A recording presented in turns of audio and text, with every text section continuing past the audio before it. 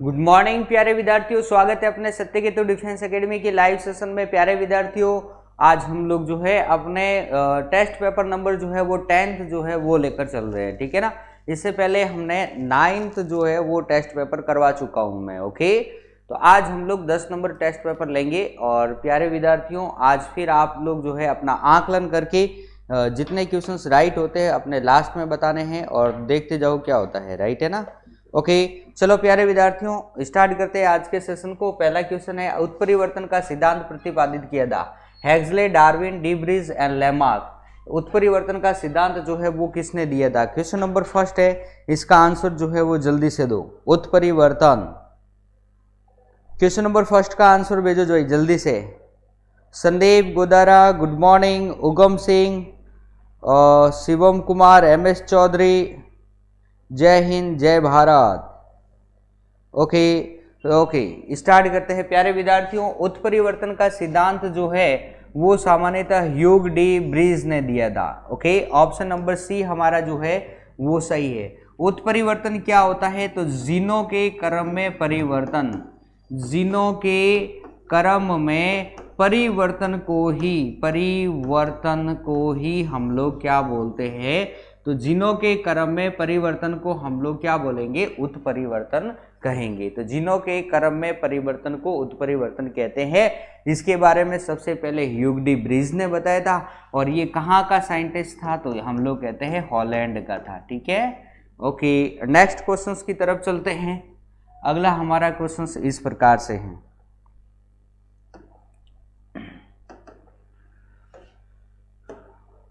Giraffe की गर्दन का लंबा होना समझाया। किसने समझाया भाई? जिराफ की गर्दन का लंबा होना किसने समझाया?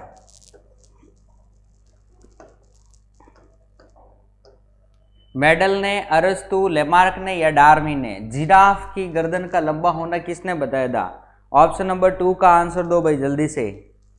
ऑप्शन नंबर 2, जिराफ की गर्दन का लंबा होना किसने बताया था? उगम सिंह, विजय सिंह, मधुसूदन चतुर सिंह का दूसरे में सी, MS चौधरी 2 का डी।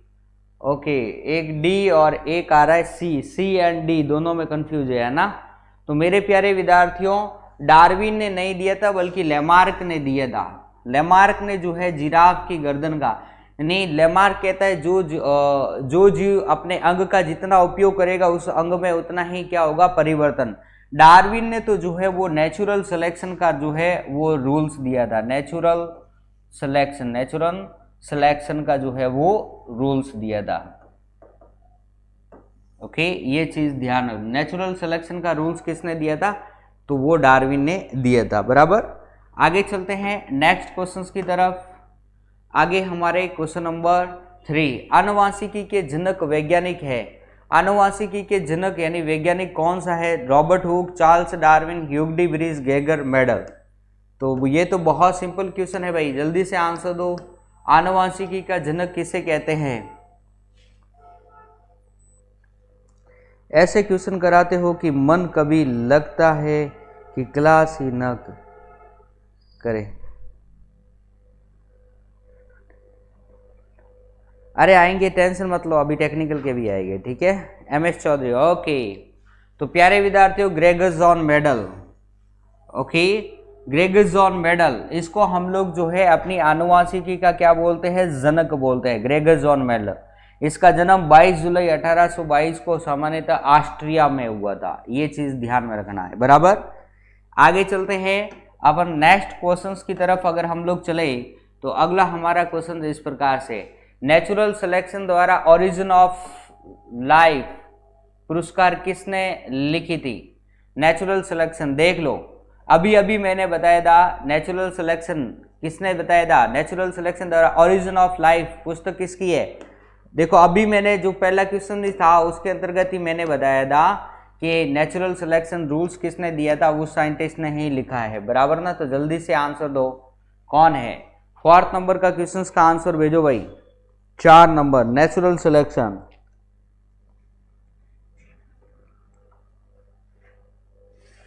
बहुत अच्छा। A very good. Rahul Shah C नहीं होगा, बराबर ना।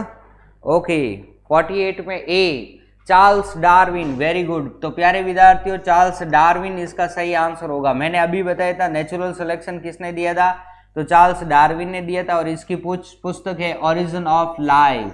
ये ओरिजिन ऑफ लाइफ पुस्तक किसकी है, तो वो सामान्यतया चार्ल्स डार्विन की पुस्तक है। ओके आगे चलते हैं हम लोग नेक्स्ट क्वेश्चंस की तरफ चलेंगे। और अगला हमारा क्वेश्चन इस प्रकार से है, मानव शरीर का रक्त बैंक कहलाता है। मानव शरीर का रक्त बैंक जो है वो हम लोग ब्लड बैंक किसको बोलेंगे, तो जल्दी से आंसर दो भाई, ब्लड बैंक हम लोग किसको कहेंगे, जल्दी से आंसर दो। ब्लड बैंक जो है वो सामान्यतः किसको कहेंगे, ब्लड बैंक। मानव शरीर का रक्त बैंक किसे कहते हैं, पलिया, यकृत, हृदय या किडनी, किसे बोलते हैं मानव शरीर का रक्त बैंक। ए आंसर आ रहा है भाई, सभी का ए आंसर आ रहा है, बहुत अच्छा, शाबाश। तो मेरे प्यारे विद्यार्थियों रक्त बैंक हम लोग जो है वो सामान्यतः पलिया को कहेंगे। इसी पलिया को हम लोग जो है वो आरबीसी का हम लोग बोलते हैं इसको क्या, बूचड़ खाना ये बोलते हैं, या फिर इसे हम लोग जो है आरबीसी का कब्रिस्तान भी बोलते हैं, आरबीसी का कब्रिस्तान। ओके आरबीसी का कब्रिस्तान हम लोग किसे कहेंगे, तो इसी को ही कहेंगे, आरबीसी का कब्रिस्तान किसे बोलते हैं, पलिया को ही बोलते हैं। और आपको पता होगा कि जब बच्चा गर्भ में होता है उस समय आरबीसी का निर्माण जो होता है वो पलिया में ही होता है। ओके आगे चलते हैं नेक्स्ट क्वेश्चंस की तरफ। अगला हमारा क्वेश्चन है इस प्रकार से, क्वेश्चन नंबर 6, वह खाद्य जो किसी एथलीट को तत्काल ऊर्जा प्रदान करता है, ग्लूकोज, मक्खन, प्रोटीन और विटामिन, कौन सा है, जल्दी से आंसर दो भाई। वह खाद्य जो किसी एथलीट को तत्काल ऊर्जा प्रदान करता है कौन, तो तत्काल ऊर्जा प्रदान कौन करता है, जल्दी से बताओ। बहुत अच्छा क्वेश्चन है, तत्काल ऊर्जा कौन प्रदान करता है। क्वेश्चन नंबर 6 का आंसर जो आ रहा है वो ए आ रहा है। M S Chaudhary, Chatur Singh, major Singh, Rahul Shah, Madhu Singh, R Jani, army, Rahul Shah, क्रिश्चियल्स, विक्की बिश्नोई, बहुत अच्छा, वेरी गुड। और अशोक सिंह इंदा, बहुत अच्छा, शाबाश। तो मेरे प्यारे विद्यार्थियों इसका सही आंसर है ग्लूकोज। ओके और 1 ग्लूकोज बराबर अपने पास में होता है एक ग्लूकोज या 1 कार्बोहाइड्रेट, ऐसा भी एक कार्बोहाइड्रेट या 1 ग्लूकोज बराबर अपने पास में होता है 4.1 कैलोरी ऊर्जा होती है, बराबर ना, 1.4 कैलोरी 4.1 है, बराबर ना, 4.1 कैलोरी है, बराबर। एक ग्लूकोज बराबर 4.1 कैलोरी होता है और ये तत्काल ऊर्जा प्रदान करता है। और एक भोजन में सबसे प्रमुख अवयव कौन सा होता है, तो वो ग्लूकोज ही होता है, बराबर ना, यस। आगे चलते हैं नेक्स्ट क्वेश्चंस की तरफ चलेंगे। अगला हमारा क्वेश्चन नंबर 7, विटामिन B2 का अन्य नाम है, क्या है, जल्दी से बताओ। थायमिन, हीमोग्लोबिन, राइबोफ्लेविन या डेक्स्ट्रोस, एकदम सिंपल क्वेश्चन है भाई, एकदम सिंपल क्वेश्चन है कि विटामिन B2 का अन्य नाम क्या है। 7 नंबर क्वेश्चंस का आंसर दो, 7 नंबर क्वेश्चंस।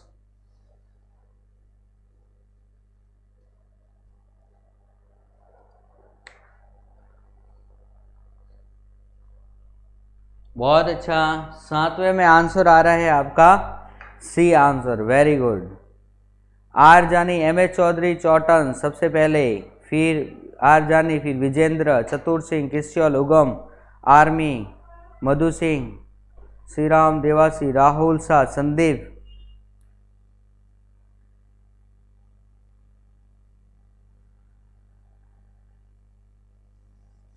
विक्की, बहुत अच्छा, आर्मी बॉय, राहुल जानी, वेरी गुड। तो प्यारे विद्यार्थियों इसमें B2 का जो विटामिन जो नाम है ना, विटामिन B2 का जो नाम है वो है अपने राइबोफ्लेविन, यानी कि B2 का जो साइंटिफिकेशन नेम है वो अपने कौन सा है, राइबोफ्लेविन। यानी जिसने सी आंसर दिया है उसका बिल्कुल करेक्ट है, बराबर। ओके, आगे चलो भाई, नेक्स्ट क्वेश्चंस की तरफ चले। और अगला हमारा क्वेश्चन इस प्रकार से है, आयोडीन की कमी के कारण होता है, आयोडीन की कमी के कारण कौन सा रोग होता है? तो जल्दी से आंसर दो, आयोडीन की कमी के कारण जो है वो कौन सा रोग होता है? आउटू अतिक्रियता, घेंगा रोग, मिजेट या फिर मधुमेह रोग? मेरे प्यारे विद्यार्थियों जल्दी से आंसर इसका भेजो, क्या होगा? हंसराज गोदारा, ओके, राहुल सर सोच कर आंसर देना होता। अच्छा, सोच कर आंसर दो, जल्दी से दो, ठीक है। ओके, आयोडीन की कमी के कारण जो है आपको पता है मधुमेह जो होता है वो सामान्यतः इंसुलिन के कारण होता है। इंसुलिन कि रक्त में जब इंसुलिन की कमी हो जाती है तब मधुमेह रोग होता है। ओके, और मिजेट जो रोग होता है वो पीयूष ग्रंथि में अपने ग्रोथ हार्मोन जो होता है उसके कारण होता है, बराबर। गेंगा या फिर गलगंड जो रोग होता है वो सामान्यतया आयोडीन के कारण होता है। ओके, तो ऑप्शन नंबर जो बी जो है वो हमारा एकदम करेक्ट आंसर है, बराबर ना? यस, तो बी, सभी ने आंसर बी ही दिया है, बहुत अच्छा, शाबाश। आगे चलते हैं भाई, नेक्स्ट क्वेश्चंस की तरफ चलेंगे। और अगला हमारा क्वेश्चन है क्वेश्चन नंबर 9, निम्नलिखित में से कौन विटामिन ए का सर्वोच्च स्रोत है? सबसे अच्छा स्रोत विटामिन ए का कौन सा है? गाजर, बैंगन, नींबू, चावल? इनमें से कौन सा जो है वो सबसे अच्छा स्रोत माना जाता है? गाजर, बैंगन, नींबू और चावल, विटामिन ए का सबसे अच्छा स्रोत कौन सा है? जल्दी से आंसर दो, कुछ न्यू सवाल ऐड करो sir ji. Dharmendra Sisodia, okay, yes, vitamin A का सर्वोत्तम स्रोत कौन सा होता है? तो जल्दी से आंसर दो, वेरी गुड, शाबाश। सभी का आंसर जो है वो सामान्यतः ए आंसर आ रहा है और ए ही इसका जो है करेक्ट आंसर होगा। यानी विटामिन ए की जो प्रचुरता जो होती है वो सामान्यतया गाजर में होती है, इसलिए हम लोगों को गाजर खाना चाहिए वरना रक्तोदि रोग हो जाएगा, बराबर ना? ओके, आगे चलते हैं भाई नेक्स्ट क्वेश्चंस की तरफ। अगला क्वेश्चन हमारे है 10 नंबर, जनन क्षमता में कमी किस विटामिन के कारण होती है? तो जल्दी से आंसर दो भाई, जनन क्षमता में जो कमी जो होती है वो किस विटामिन के कारण होती है? जल्दी से, ए, सी, के, ई? विटामिन ए या विटामिन सी या विटामिन के या फिर विटामिन ई? किसके कारण जो है वो सामान्यतया जनन क्षमता में जो है वो क्या होती है? कमी होती है, बराबर ना? तो जल्दी से आंसर दो भाई, क्या आंसर होगा? 10 में सभी का आंसर जो है वो डी आ रहा है, ठीक है ना? ई, ओहो, हंसराज, अजय पाल, बहुत अच्छा, शाबाश, ठीक है ना? आज के क्वेश्चंस जो है वो किसी के गलत नहीं होने चाहिए, डी आंसर आ रहा है, बहुत अच्छा। यानी मेरे प्यारे विद्यार्थियों जनन क्षमता में कमी जो है वो विटामिन ई के कारण होती है, ये चीज ध्यान में रखना है। इस क्वेश्चन बहुत अच्छा है कि विटामिन ई का प्रमुख कार्य क्या होता है कि जनन क्षमता में वृद्धि करना, और यह विटामिन जब नहीं लेंगे तब जनन क्षमता में जो है वो कमी हो जाएगी। चलो ठीक है, आगे चलते हैं नेक्स्ट क्वेश्चंस की तरफ। अगला हमारा क्वेश्चंस इस प्रकार से है 11 नंबर, कोयला, पेट्रोल, डीजल आदि में प्रमुखतया पाया जाता है, क्या पाया जाता है? कार्बन, हाइड्रोजन, नाइट्रोजन, हीलियम, क्या होता है? तो जल्दी से आंसर दो भाई, क्या होगा?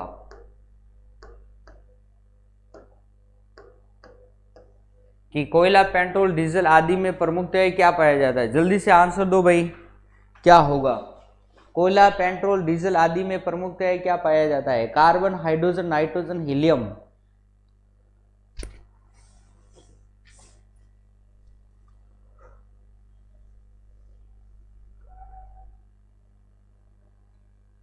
जल्दी से आंसर भेजो भाई, कोयला, पेट्रोल, डीजल आदि में प्रमुखतः क्या होता है?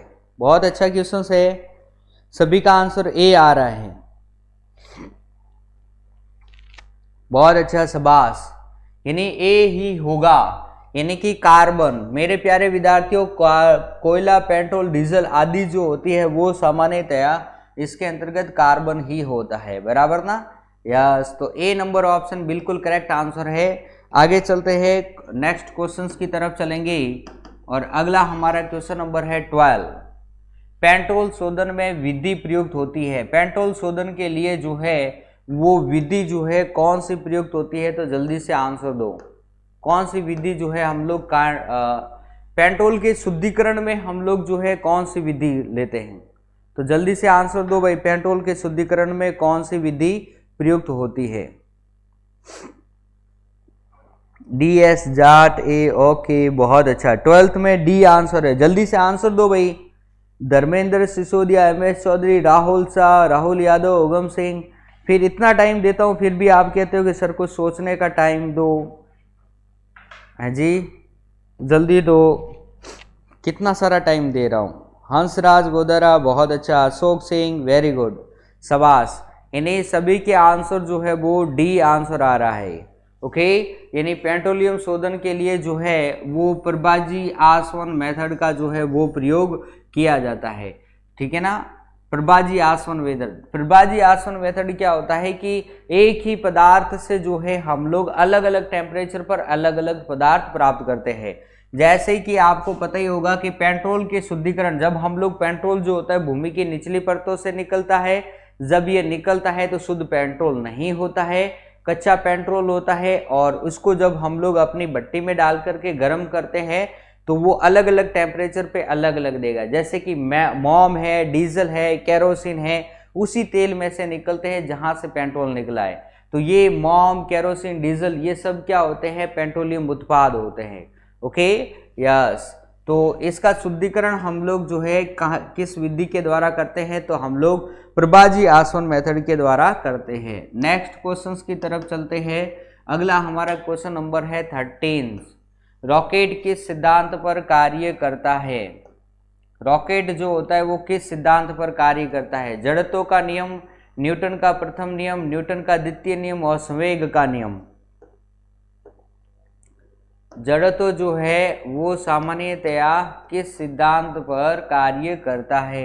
जड़त्व, न्यूटन का प्रथम नियम, न्यूटन का द्वितीय नियम, संवेग का नियम। रॉकेट किस सिद्धांत पर कार्य करता है? न्यूटन का प्रथम नियम, न्यूटन के द्वितीय नियम, संवेग का नियम या जड़त्व का नियम? तो जल्दी से आंसर दो भाई। 13 नंबर क्वेश्चंस का आंसर दो।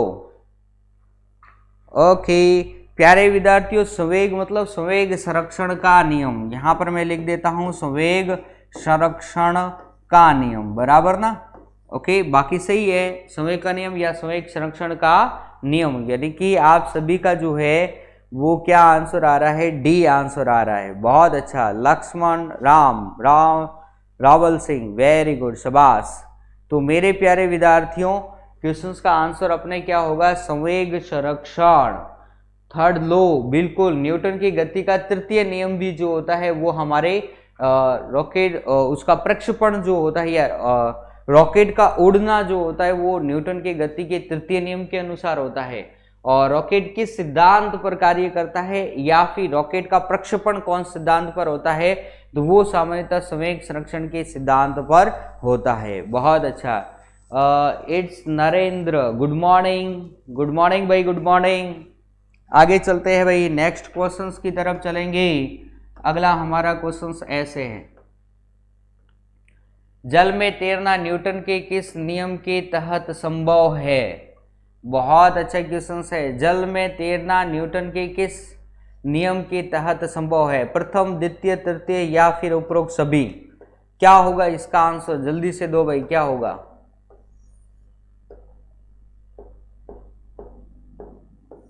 जल में तैरना न्यूटन के किस नियम के तहत संभव है? प्रथम नियम, द्वितीय नियम, तृतीय नियम या फिर उपयुक्त सभी? तो जल्दी से आंसर दो, क्या होगा? 14 में आपका जो आंसर आ रहा है वो आ रहा है सी, उगम सिंह, विक्की बिश्नोई, बहुत अच्छा। पदम सिंह, तेज सिंह, अशोक सिंह। चुनाव तो जंगल में भी हो सकते हैं साहब, लेकिन शेर के अजयपाल चौधरी, ओके। प्रतिक्रिया का नियम, क्रिया प्रतिक्रिया का नियम, सर आपके मोबाइल नंबर देना। आर्मी बॉय राहुल जानी जी, ओके। जल में तैरना न्यूटन के किस नियम के तहत संभव होता है? मेरे प्यारे विद्यार्थियों, जल में तैरना न्यूटन का कौन सा नियम लागू होता है? तो वो हम लोग कहते हैं तृतीय नियम। न्यूटन का तृतीय नियम लागू होता है। इस नियम को हम लोग जो है क्रिया प्रतिक्रिया के नियम से भी जानते हैं। क्रिया प्रतिक्रिया का नियम भी हम लोग इसको कहते हैं। तो ये चीज भी हमें ध्यान होनी चाहिए, बराबर ना। तो न्यूटन का तृतीय नियम जो है वो क्रिया प्रतिक्रिया कहलाता है और इसी नियम पर हम लोग जो है जल का तैरना संभव होता है। यह नियम क्या कहता है? यदि किसी वस्तु पर हम लोग फोर्स लगाते हैं तो उस वस्तु द्वारा उतना ही फोर्स विपरीत दिशा में भी लगाया जाता है, राइट है ना। ओके, चलो प्यारे विद्यार्थियों, तो मेरे प्यारे विद्यार्थियों समझ में आ रहा है ना? ओके, क्रिया प्रतिक्रिया का नियम, जी हाँ, क्रिया प्रतिक्रिया। तो आज हम लोग जो है अपनी क्लास का सबसे लास्ट वाला क्वेश्चन पढ़ेंगे और सबसे अंतिम क्वेश्चन हमारा 50 नंबर कुछ इस प्रकार से है। वो देखो 50 नंबर है यूं, निम्न में से किसकी कमी से रक्तोदी होता है? किस विटामिन की कमी से जो है वो रक्तोदी होगा? तो जल्दी से आंसर दो, कौन सा वह विटामिन है जिसके अंतर्गत रक्तोदी होता है? विटामिन डी, बी, के और ए। बहुत सिंपल क्वेश्चन है, क्वेश्चन नंबर 15। जल्दी से आंसर दो, जल्दी से जल्दी आंसर दो। प्लस आपने जो है उसके बाद में आंसर देने के बाद में मैं आपको एक बार समझाऊंगा, उसके पश्चात आपको जो है वो इसके देने हैं, बराबर ना। जल्दी से आंसर दो भाई, क्या होगा? विटामिन निम्न में से किसकी कमी से रक्तोदी रोग होता है?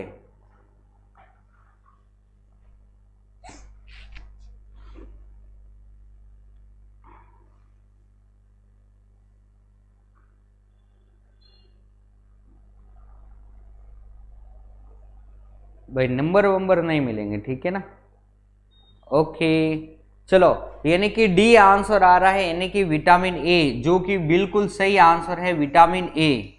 यानी कि प्यारे विद्यार्थियों, विटामिन ए की कमी से जो है रक्तोदी रोग होता है। और अगर किसी व्यक्ति को विटामिन ए की कमी हो जाती है तो डॉक्टर के द्वारा उसको जो है वो गाजर खाने की सलाह दी जाती है। क्यों? क्योंकि प्यारे विद्यार्थियों, गाजर में जो है विटामिन ए की मात्रा जो होती है वो अधिक होती है। ओके प्यारे विद्यार्थियों, विटामिन के या विटामिन के जो होता है वो हमारे ब्लड से संबंधित होता है कि रक्त का थक्का बनाने में, रक्त का थक्का बनाने के लिए सामान्यतः किस विटामिन का प्रयोग होता है? तो हम लोग कहते हैं वो विटामिन कौन सा होगा? तो वो होगा विटामिन के। विटामिन बी की कमी से, ओके, विटामिन बी की कमी से सामान्यतः हम लोगों को जो है आपको बताए बेरी जो है वो रोग हो जाता है। विटामिन डी की कमी से, डी जो होता है वो हमें सूर्य से प्राप्त होता है, सूर्य की पराबैंगनी किरणों से जो है वो हमें विटामिन डी प्राप्त होता है। विटामिन डी की कमी से बच्चों में जो है वो सामान्यतः कौन सा रोग होता है? तो रिकेट्स रोग हो जाता है। और बच्चों में, ठीक है ना, ये बच्चों में कौन सा रोग होता है? तो रिकेट्स रोग होता है। और वयस्क की अगर मैं बात करता हूं तो वयस्क में सामान्यतया ऑस्टियोमलेशिया रोग होता है। ऑस्टियोमलेशिया रोग जो है होता है। ओके ठीक है प्यारे विद्यार्थियों, हाँ जी बहुत अच्छा। मछली के यकृत में भी, हाँ जी, मछली के यकृत में भी पाया जाता है,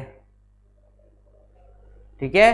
तो विटामिन ए जो है वो हमारे करेक्ट आंसर है, बराबर ना, यानी विटामिन ए की कमी से रक्तोदी। यस बहुत अच्छा, चलो ठीक है। तो यहाँ से हमारी आज की क्लास कंप्लीट होती है। तो जल्दी से अपने जो है वो नंबर मुझे शो कर दो, किसके कितने नंबर आ रहे हैं भाई, जल्दी से बताओ, जल्दी से जल्दी बताओ। 12 की, ओके 15 में से 15। उगम सिंह जैसलमेर, बहुत अच्छा, शाबाश, वेरी गुड, एक्सीलेंट।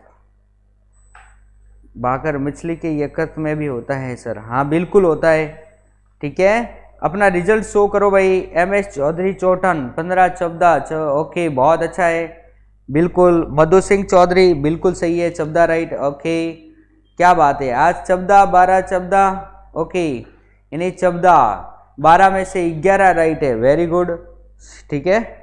15 14, 15 में से 15 अशोक सिंह, वेरी गुड, शाबाश। ये पेपर ही ऐसा ही था जिसमें से आपके बायोलॉजी के सारे क्वेश्चंस थे और ये तो राइट होने वाला ही है, बराबर ना। तो प्यारे विद्यार्थियों, आज के सेशन में भी आपके जो है बहुत अच्छे अच्छे अंक आ रहे हैं, बहुत अच्छी तैयारी है आप सभी की, ठीक है ना। यानी कि बायोलॉजी का क्वेश्चन पेपर पूरा लेके आया हूं। मैं ये देखना चाहता था कि बायोलॉजी में आपकी जो है कैसी तैयारी है, राइट है ना। ओके, इससे पहले हम लोग जो है वो केमिस्ट्री से संबंधित मैं क्वेश्चंस लेकर आया था मैक्सिमम। ओके, तो यानी बायोलॉजी में भी आपकी तैयारी जो है बहुत अच्छी तैयारी है। ओके, और इसी तरीके से आप लोग तैयारी करते रहो। ओके, तो चलते हैं, कल फिर मिलेंगे, तब तक के लिए आप सभी को मेरा जय हिंद, जय भारत।